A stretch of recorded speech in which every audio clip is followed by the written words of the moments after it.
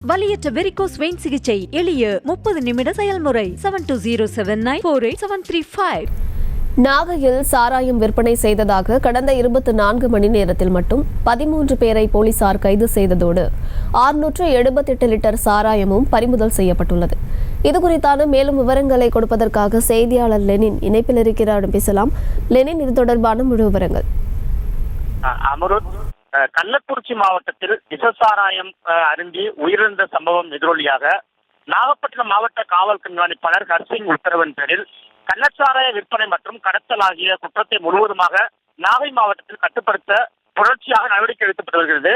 அதன் ஒரு பகுதியாக கடந்த 24 மணி நேரத்தில் நடத்தப்பட்ட சோதனையில் வெளிப்பாளையம், கீழையூர், கீழ்வேலூர், வேதாரண்யம் உள்ளிட்ட மதுவிலக்கு அமலாக்க பிரிவு, நாகப்பட்டினம் நகர காவல் நிலையம், திருக்கண்ணபுரம், நாகப்பட்டினம் மதுவிலக்கு அமலாக்க பிரிவு ஆகிய காவல் நிலைய சரகத்திற்கு உட்பட்ட பகுதியில் சட்டவிரோதமாக கள்ளச்சாராய விற்பனையில் ஈடுபட்ட 13 நபர்களை அதிரடியாக கைது செய்தனர். மேலும் அவர்களிடமிருந்து 620 லிட்டர் பாண்டி சாராயம் மற்றும் 3 இருசக்கர வாகனங்களையும் பறிமுதல் செய்யப்பட்டது. கள்ளக்குறிச்சி சம்பவத்திற்கு பிறகு தொடர்ச்சியாக நாகப்பட்டினம் மாவட்டத்தில் இதுவரை 100க்கும் மேற்பட்டோர் கள்ளச்சாராய விற்பனையில் ஈடுபட்டதை கைது செய்தது குறிப்பிடத்தக்கது. விவரங்களை வழங்கியமைக்கு நன்றி லெனின்.